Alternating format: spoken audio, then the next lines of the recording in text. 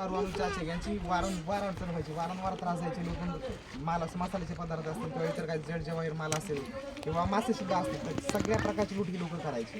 आणि या सगळ्या गोष्टींना वैतागून राम पाटील म्हणून जे आहे ना, त्यांनी काय केलं की म्हटलं आपण इथं काहीतरी बांधलं पाहिजे. म्हणून त्यांनी निजामाच्या ठाणेदाराकडे परवानगी मागितली आणि त्याच्या परवानगीने इथे मेढेकोट उभारला. मेढेकोट याचा अर्थ मोठमोठे लाकडाचे ओंडके घेऊन ते तटबंदी सदृश उभे करणे आणि त्याच्या आतमध्ये तुमचा जो व्यापारी माल आलेला आहे तो सगळा तिथे ठेवणे सुरक्षितपणे, आणि तुमची जी काही ठाणी असतील किंवा जे कार्यालय बांधणे असेल तर ते सगळं करणे, हे काम ते मेढेकोटाचं होतं. परंतु झालं काय, मेढेकोट बांधल्यानंतर सुरक्षितता प्राप्त झाली किंवा एक कम्फर्ट झोन तयार झाला. त्याच्यानंतर मग राम पाटलांना उतरती कळा लागली किंवा त्यांना विनसखाली विपरीत बुद्धी म्हणतो आपण, तसं झालं.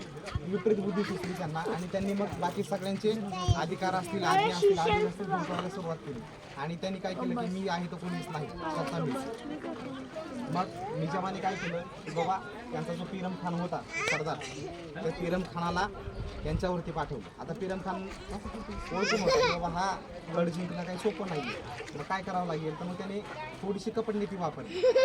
त्याने अगोदर याच्याशी मैत्रीचं बोलणं केलं आणि सांगितलं मी दारूचा व्यापारी आहे, मला कृपया इथे व्यापार करण्यास परवानगी द्यावी. राम पाटलांनी देऊन टाकली. त्याने 25-30 बिंब दारूचे त्यांना देऊन टाकले. दारूचे पिंप मिळाल्यानंतर खुश झाली मंडळीची. त्यांनी अजून एका पुढची काय बोलली, बाबा मला हा मेढेकोट बघायचा आहे कसा काय आहे वगैरे. मेढेकोट त्यांनी फिरून टाकलेला. तोपर्यंत मंडळी दारू पिऊन मस्त झुंजली.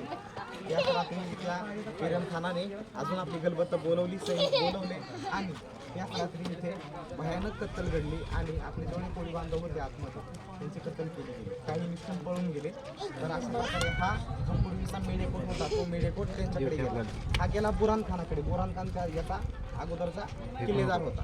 या बुरान खानाने आता जे बांधकाम बघतोय ना आपण, हे सगळं बांधकाम त्या बुरान खानाने केलेलं आहे. त्याच्यानंतर बुरान खानानंतर सिद्धी अंबर जो होता त्याने हा किल्ला बळकावला.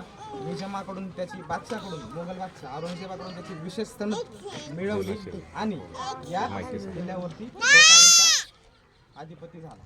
सिद्धी